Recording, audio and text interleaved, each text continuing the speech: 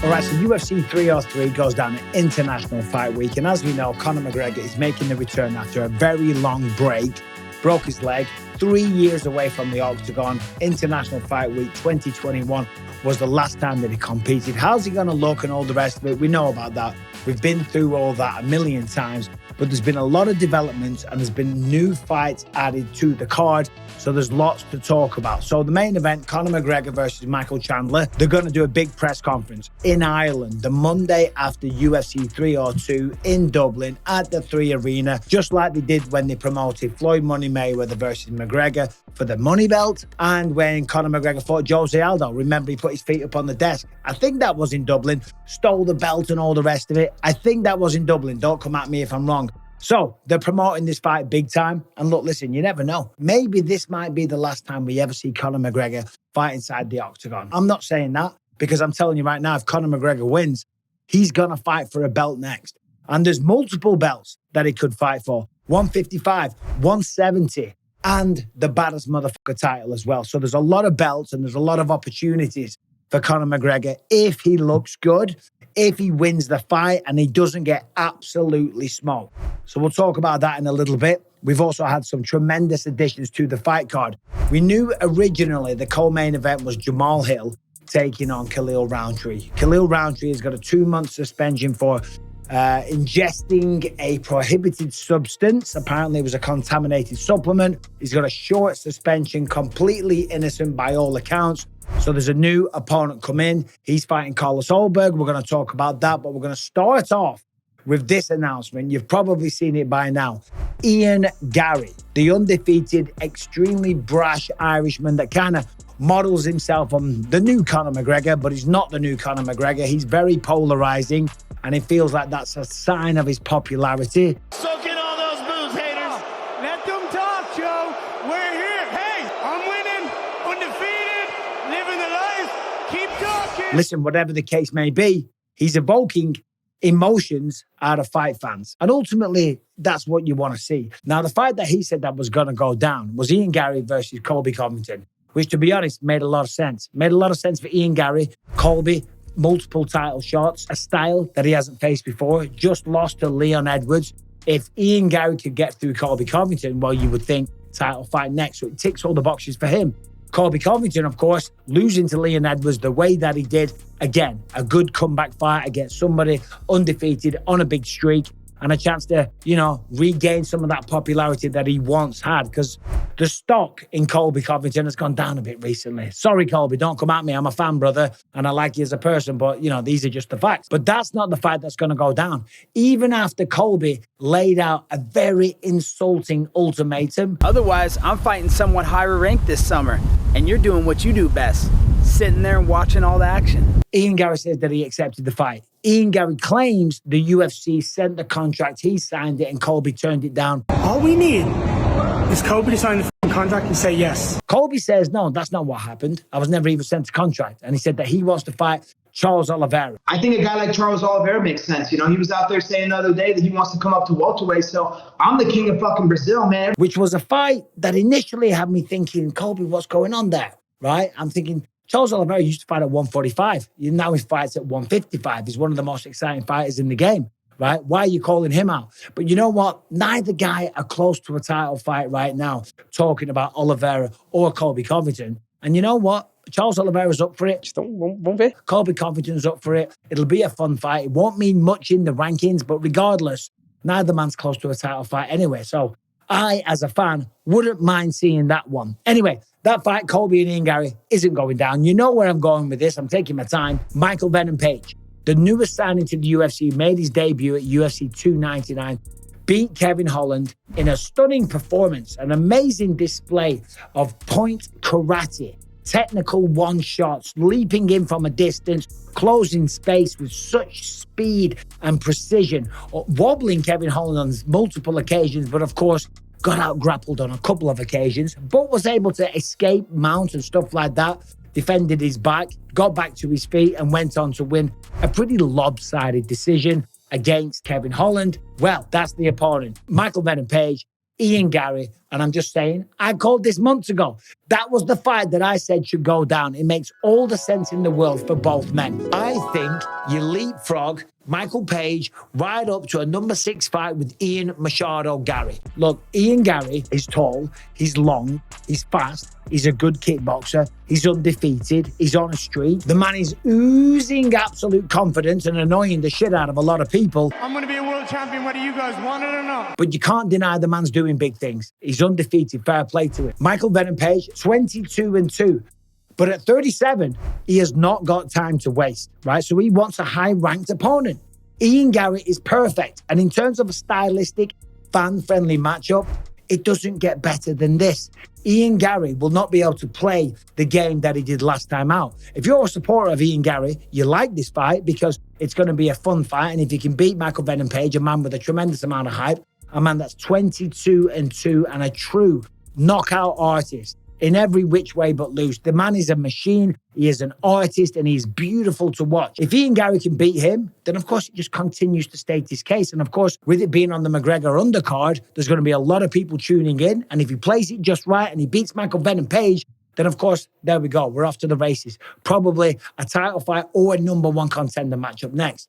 And for Michael Venom Page, a man at 37 that hasn't got time to waste, he can come in, defeat Ian Garry, be the hero to a lot of people, because if you go online, right, it's polarizing. A lot of people kind of enjoy it. A lot of people find him kind of annoying. He discredits himself because he just over-talks. So Michael Venom Page can come in, he can be the good guy, right, and he can beat him. But regardless of which camp you're in, it will be a tremendous striking display. Ian Garry has got a beautiful style. He's a fantastic kickboxer. You cannot deny that. And Michael Venom Page has got a much, much different style. As I said, it's a points karate style. He leaps in, he's unpredictable, he's extremely fast. The strikes are so unorthodox, you don't see them coming. They're not really combinations. He's not a wrestler, he's not a jiu-jitsu guy, and he's a hell of a human being as well. Showed up at my Tales from the Octagon in London. If you weren't there, you missed a fantastic show. So that is the extra fight that's added. The co-main event, of course, the former champion Jamahal Hill, who's making a quick turnaround, got knocked out at 300, returning at 303, just about 2 months or so after that fight. And he's taking on Carlos Ulberg, and that's not an easy fight. And you got to respect Jamahal Hill. Of course, Khalil Rountree would have been kind of a better opponent. He's been around the UFC for a lot longer, and he's on a hell of a win streak. Took out my buddy Anthony Smith last time out. But this guy, Carlos Ulberg, there's not much recognition, but there's a lot of risk versus reward, right? It's a huge opportunity for Carlos Ulberg to go out there, to get a scalp, to take out Jamahal Hill, a former champion, a man that's a big name, that's had some tremendous knockouts. For Carlos Ulberg to do this at UFC 303 and to play it just cool the way that he always does, if he can pull it off, the man's going to be a star and he's going to be a hot contender in the light heavyweight division. When you look at Carlos Ulberg, he's got the same kind of style as Jamahal Hill. On paper, 6'4", similar reaches, and they're both strikers. However, Jamahal Hill has got a very, very different striking style. The man's a boxer, but he's kind of a slugger. He throws some kicks and stuff like that, but he's nowhere near as polished, refined, or just as technically brilliant as Carlos Ulberg. Carlos Ulberg is like classically trained kickboxer. You could actually draw some parallels to Ian Garry, if I'm honest, except he's Ian Garry with a bit more power. The man is a finishing machine.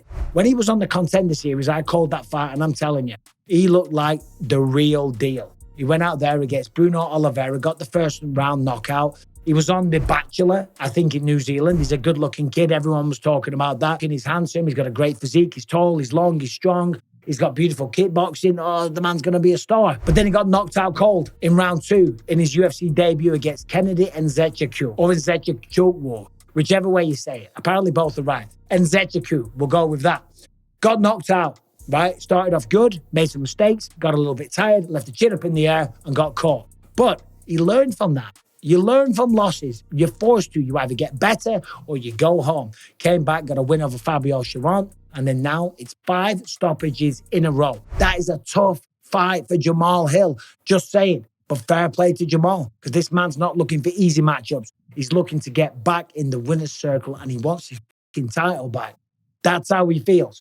Anyway, let's talk about the main event. Conor McGregor. He's the big star. He's the big attraction. He's the main event. And there's a lot to say. If he beats Michael Chandler, he's going to fight for a belt. It's as simple as that. Now, which belt? That's the real question. Now, first of all, is he going to show up? 3 years away from the sport, he broke his leg, all this type of stuff. He's sleeping in silk sheets and driving Lamborghini yachts, and he's a movie star now and all the rest of it. Lots of distractions. Will it be the same person? I've always said this. Look, listen, you give any man 2-3 months to get the shit together, get in a fight camp, lose some weight, get fit and healthy. The man's still only 35 years old. He's got access to the best training partners on planet Earth, and he was a 2-weight division champion.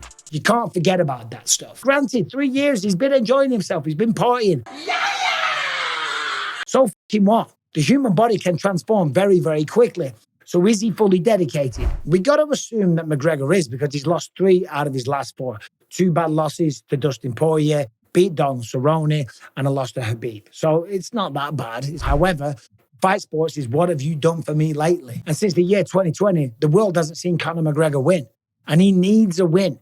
And he's looking lean. And he's talking about fighting for a belt next. I'd be excited about the bad motherfucker title, and I'd be excited about the welterweight title. But you know, we'll see what happens. I take things as they come. There should be a McGregor belt or some sort of you know, money belt or so. I don't know. UFC needs to come up with one for me, because all of these things were created off of the back of me. So if we assume that he beats Michael Chandler, which is a big assumption, it's a very big assumption. But if he does, because he has the ability, and Chandler has the style to take the shots, he's the kind of guy that's going to bring excitement. He probably won't shoot for double leg takedowns. He'll probably stand and go toe-to-toe with Conor McGregor, and he might just get knocked out. If that happens, a whole world of opportunities open for Conor McGregor. Leon Edwards wants to fight him at 170 pounds, Madison Square Garden for the welterweight title. Take out a guy like Conor McGregor, New York, that'd be perfect. Conor's fought multiple times at 170. This fight against Chandler is at 170. Beat Nate Diaz at 170. Beat Cerrone at 170 pounds. Granted, they're all lightweights moving up, but it doesn't matter. They could sell it. He's got 3 wins at welterweight, and now he just beat Michael Chandler at welterweight, and now he's fighting the fucking champ. And everyone will deal with it, and everyone will accept it, because guess what? We're all going to watch it, and we are, because that would be unbelievable. The first person to compete for 3 and possibly win 3 championships in 3 different weight classes. I mean, it's a wild achievement. Outside of that, there's Islam Makhachev. He beats Michael Chandler. There's the 155-pound belt, his proper weight class, right? That's a whole nother story. If I'm him, I fight Leon Edwards. It's a bigger story. It's more bragging rights. It's a better style. Islam Makhachev's going to wrestle him all day long and take him down. Leon's going to stand with him. McGregor even said, look, listen, he stood there and went 5 rounds with Nate Diaz. Almost got knocked out in the 5th round. If Nate Diaz did that, then so can I. Then you even look at the welterweight picture, which is the next bout, my next weight, the welterweight picture. Leon Edwards, Nate Diaz almost knocked him out, had him out on his feet. You know, if that fight was going on, Leon's unconscious. So also, Cerrone went the distance with him. So, you know, I'm looking at all these belts. And you can't argue with his logic there. That's actually a great point by Conor McGregor. So it'd be a fun fight. Islam Makhachev is probably going to get ragdolled all over the place. So there's 2 title fights. And then, of course, who's the BMF champion? Max Holloway. After that tremendous fight over Justin Gaethje, you know the drill, you know it by now. He knocked out, he face-planted Justin Gaethje, and he's everybody's favourite fighter. He's your favourite fighter's favourite fighter. And he's also the baddest motherfucker in the UFC. Conor McGregor has a win over him. Holloway wants revenge. McGregor wants to come back. He wants the BMF belt. Conor likes to consider himself a BMF, right? So we can figure that out. There's 3 title fights available for Conor McGregor. As if this guy hasn't already got enough. As if Dana White privilege hasn't given him enough already. You got Dana White privilege. Fucking hell, he comes back after 3 years, breaks his leg, becomes a movie star, and now he can fight for not 1, 2, but 3 different belts if your name is Conor McGregor. Life is good, but that's just the facts. Don't hate the player, hate the game. Conor McGregor's coming back. If he beats Michael Chandler in this tremendous card, Ian Garry versus Michael Page, Jamahal Hill, Carlos Ulberg. Of course, there's other fights as well. And then there's cherry on top, Michael Chandler versus Conor McGregor. It's going to be one hell of an international fight week. Thanks for watching. Subscribe and ring the bell. See you soon.